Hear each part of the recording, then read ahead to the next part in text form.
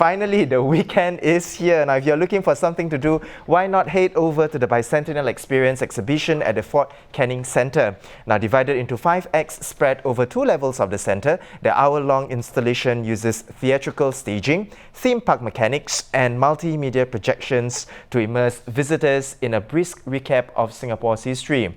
Now, one of my colleagues, senior culture correspondent Ong Sor Fern, checked it out and wrote a review on it, and I am very fortunate to have here with me today. Welcome, Sor Fern. Thank you so much. And this is the first time as well we are doing TBS together. Wow, 2 first-timers with me right here. Now, Sor Fern, briefly, if you can tell us, what is this Bicentennial Experience exhibition all about?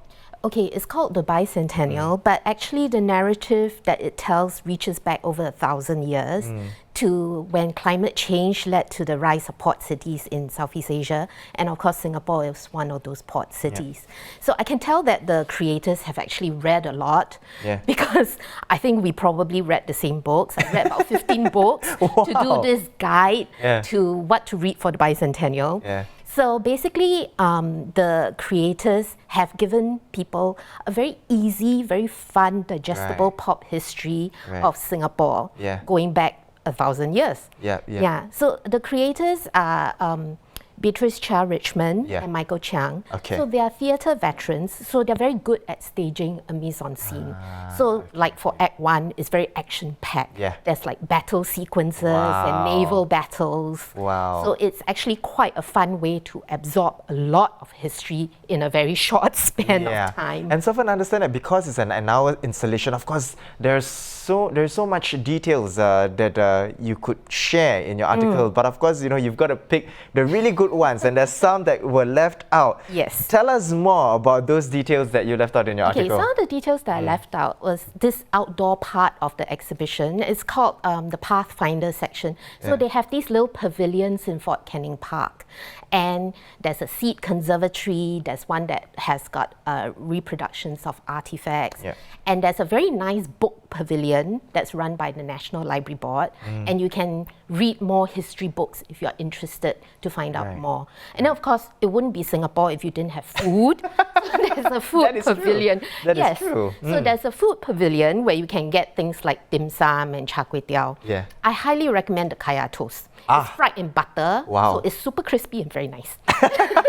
But of course, you know, all that, people are all excited, and we were discussing this earlier on as well before the show, and you mentioned that the ushers, they were a little too enthusiastic, very enthused. Yes, they're very enthusiastic, but I think they could dial it down a little bit because I felt that like this kindergarten kid being like issued non-stop instructions, move from here to here. They're very well-intentioned because I do understand that they need to warn people because there are certain sections that are dark, there are certain sections with strobe lights. Then if you get motion sickness, you shouldn't sit in the first 2 rows of like the rotating platform because it might cause you to throw up.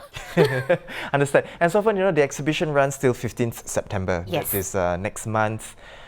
I have to ask you this. Is it worth going? It's free, right? Yes, but is it still worth going?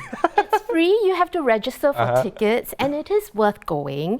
And I actually think that they should keep it as a permanent installation because you can tell that they spend a lot of time and effort creating this. They built like a rotating platform. One of the rooms has got this rain effect. So you carry an umbrella in and it rains on you. Yes. Literally? Literally, there's rain coming down from the ceiling. So there is a chance that you can get wet, but all in the name of... They give you an umbrella. So they obviously invested a lot of effort. And I think it's actually a very good use of the venue because Fort Canning Centre has struggled to find a purpose. After all the local groups left, it was occupied by the Singapore Pinacothèque de Paris, which is this museum, art museum, that closed after barely a year. So it has to be a destination venue. And I think the Bicentennial Experience is a very good, it makes for a very good destination. So there you have it, Sor Fern, our senior culture correspondent, giving her stamp of approval, right, for this Bicentennial Experience exhibition. It is running all the way till 15th September. It is free entrance. All you have to do is just register. Now, if for more details on the registration and on the experience itself, you can visit our website at www.straitstimes.com. Once again, thank you so much, Sor Fern, for coming to the show to tell us more about this. Now, earlier on, we had tech journalist Haris, who shared a bit more about the Sephora's data breach and really what customers can do now that the breach has happened, and just to make sure that to keep their information safe. And then we spoke to Vikram.